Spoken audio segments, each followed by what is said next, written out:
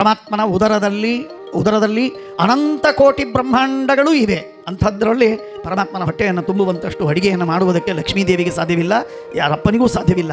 ಆದರೂ ಏನೋ ಪರಮಾತ್ಮನಿಗೆ ನೈವೇದ್ಯವನ್ನು ಸಮರ್ಪಿಸಿದ್ದೇವೆ. ತಾವೆಲ್ಲರೂ ಭಕ್ತಿಯಿಂದ ಪರಮಾತ್ಮನಿಗೆ ಆ ನೈವೇದ್ಯವನ್ನು ಮನಸಾರೆ ಸಮರ್ಪಿಸಿ ಪರಮಾತ್ಮ ಪ್ರೀತನಾಗುವ ಅನುಗ್ರಹವನ್ನು ಮಾಡು ಎಂದಾಗಿ ಪರಮಾತ್ಮ ನಿತ್ಯದಲ್ಲಿ ಭಗವಂತ ನಮಗೆ ಆಹಾರವನ್ನು ಕೊಡ್ತಾನೆ. ನಿತ್ಯದಲ್ಲಿ ಭಗವಂತ ಆಹಾರವನ್ನು ಕೊಡ್ತಾನೆ. ನಮಗೆ ಮಾತ್ರವಲ್ಲ, ಕ್ರಿಮಿಗಳಿಗೆ, ಕೀಟಗಳಿಗೆ, ಪಕ್ಷಿಗಳಿಗೆ, ಮೀನುಗಳಿಗೆ, ಹಕ್ಕಿಗಳಿಗೆ, ಎಲ್ಲ ಜೀವರಾಶಿಗಳಿಗೆ ಪರಮಾತ್ಮ ಆಹಾರವನ್ನು ಕೊಟ್ಟಿದ್ದಾನೆ.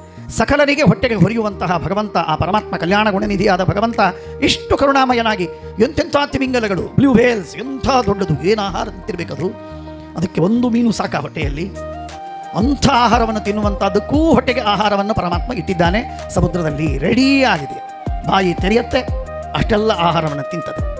ಇಷ್ಟೆಲ್ಲ ಕೊಡುವಂತಹ ಭಗವಂತ ನಮಗಂತೂ ಹೊಟ್ಟೆಗೆ ಕೊಟ್ಟಿದ್ದಾನೆ. ಪರಮಾತ್ಮ ಕೊಟ್ಟ ಪರಮಾತ್ಮನಿಗೆ ನಿತ್ಯದಲ್ಲಿ ನಾನು ನಿಮ್ಮಲ್ಲಿ ಇನ್ನೇನನ್ನು ಬೇಡುವುದಿಲ್ಲ, ನಾನು ನಿಮಗೆ ದಕ್ಷಿಣೆ ಬೇಡುವುದಕ್ಕೆ ಬಂದಿಲ್ಲ, ಇಲ್ಲಿ ದಕ್ಷಿಣ ಠೇವ ಅಂತ ಹೇಳುವುದಕ್ಕೆ ಬಂದಿಲ್ಲ ನಾನು. ಅದಕ್ಕಾಗಿ ನಾನು ನಿಂತಿಲ್ಲ. ನನಗೆ ಬೇಕಾದದ್ದು ಒಂದೇ ಒಂದು ಪ್ರಾರ್ಥನೆಯನ್ನು ನಿಮ್ಮಲ್ಲಿ ಮಾಡ್ತೇನೆ. ಅದನ್ನು ನೀವು ಎಲ್ಲರೂ ಪ್ರತಿಜ್ಞೆ ಮಾಡಿ, ಎರಡೂ ಕೈಗಳನ್ನು ಎತ್ತಿ ಪ್ರತಿಜ್ಞೆ ಮಾಡಿ ದೇವರಿಗೆ ಸಮರ್ಪಿಸಬೇಕು. ಏನು? ನಿಮ್ಮ ಮನೆಯಲ್ಲಿ ಅಡಿಗೆಯಾದ ಮೇಲೆ ನೀವು ಊಟ ಮಾಡುವುದಕ್ಕಿಂತ ಮುಂಚೆ ಇದು ಭಗವಂತ ಕೊಟ್ಟ ಅನ್ನ, ಭಗವಂತ ನಿರ್ಮಾಣ ಮಾಡಿದ್ದು, ಇಷ್ಟು ಪೌಷ್ಟಿಕವಾದ ಆಹಾರ, ಇದನ್ನು ಉಂಡ ಮೇಲೆ ಪರಮಾತ್ಮ ನಮಗೆ ದೇಹಕ್ಕೆ ಇಷ್ಟು ಪುಷ್ಟಿಯನ್ನು ಕೊಡ್ತಾನೆ, ಉತ್ಸಾಹವನ್ನು, ಶಕ್ತಿಯನ್ನು, ಆರೋಗ್ಯವನ್ನು, ಆಯುಷ್ಯವನ್ನು ಕೊಟ್ಟಿದ್ದಾನೆ.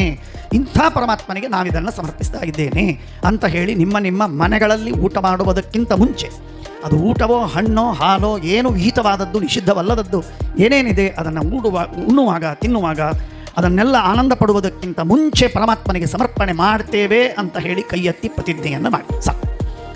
ಎರಡೂ ಕೈಗಳನ್ನೆತ್ತಿ ಗಟ್ಟಿಯಾಗಿ ಜೈ ಶ್ರೀರಾಮ್ ವಾಸುದೇವ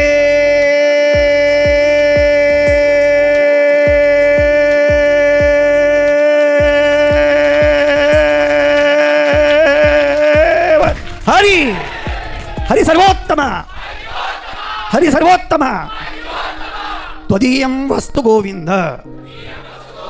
ನಿತ್ಯ ಸಮರ್ಪಣೆ ಮಾಡುವಾಗ ಅನ್ನಬೇಕಾದ ಮಿನಿಮಮ್ ಶ್ಲೋಕ ತ್ವದೀಯಂ ವಸ್ತು ಗೋವಿಂದ ತುಭ್ಯಮೇವ ಸಮರ್ಪಯೇ.